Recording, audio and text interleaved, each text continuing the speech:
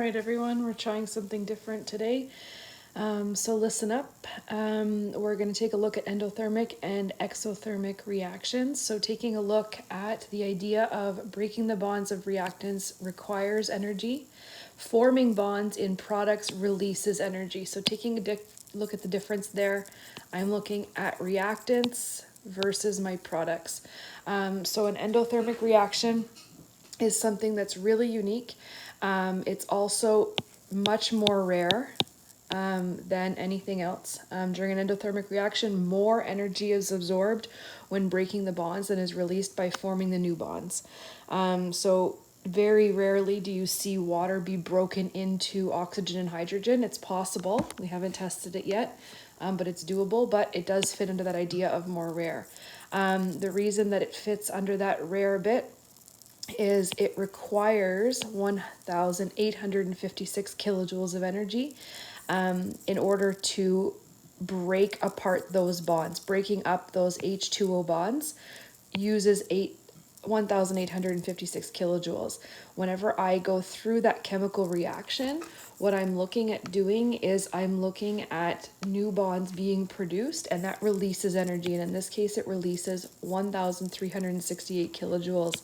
And if you take a look over here, 1,856 minus 1,368 kilojoules, I have 488 kilojoules of a surplus, and that surplus exists on the left hand side.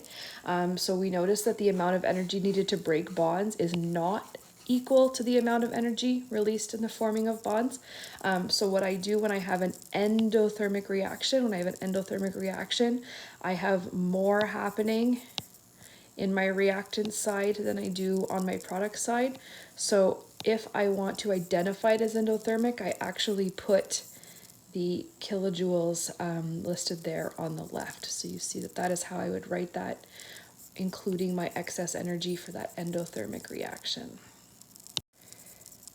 Taking a look at this process, I'm taking a look at exothermic reactions. More energy is released when the new bonds are formed. So really, guys, I'm just looking at something that's the opposite. I'm just going to go through that H2O. I don't know why it got lobbed over there.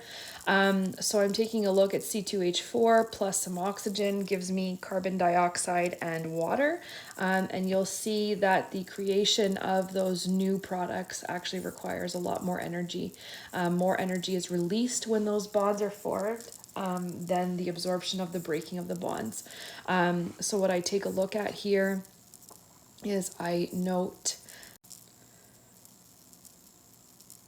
5,064 kilojoules minus 3,760 kilojoules is going to leave me with an excess of 1,304 kilojoules. That 1,304 kilojoules, however, this time is on my product side, so it exists on the right hand side of that equation.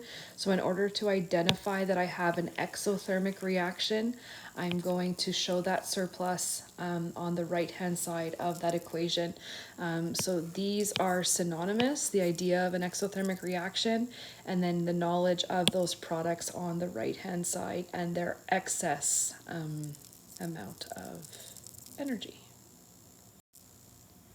Next up, I'm going to graph an endothermic reaction. It's super important that you get the shape of these correct in order to make sure you differentiate what that graph will look like. What we're referring them to is enthalpy graphs.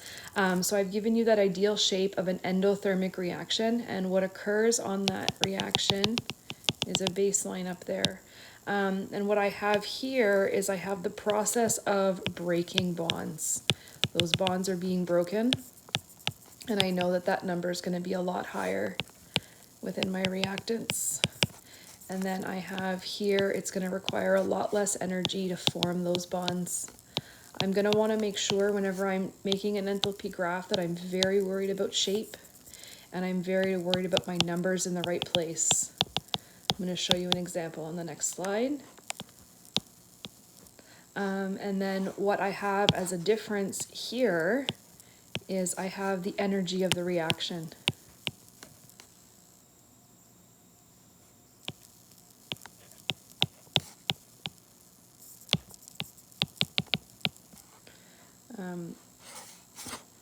which shows a positive.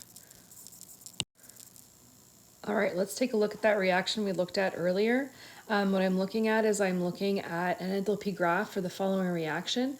I know that it's endothermic because I have this excess energy within my reactants. So I know that this is going to be the general shape of my graph.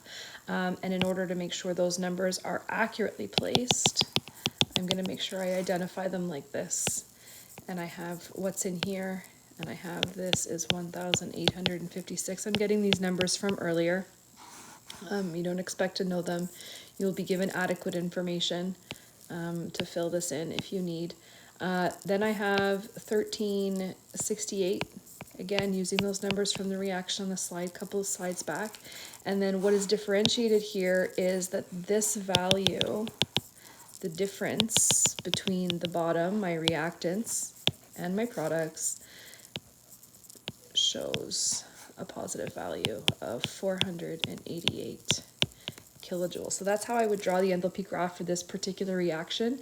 Again, noting that it's endothermic, noting that between my reactants and my products, I have 488 kilojoules of energy.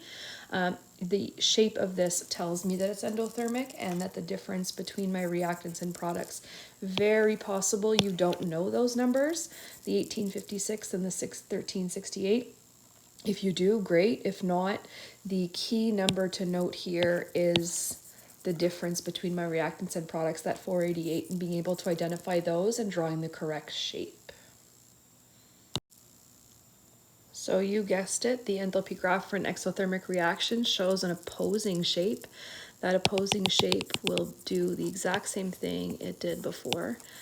Here I have the breaking of bonds and how much energy that's going to take. And then I have how much energy it's going to require to form bonds, and I see it takes much more energy to do that for an exothermic reaction. Then the difference I have between my reactants and my products being those flat lines, my curve representing the chemical reaction itself, and I am able to identify the difference here, my energy of my reaction,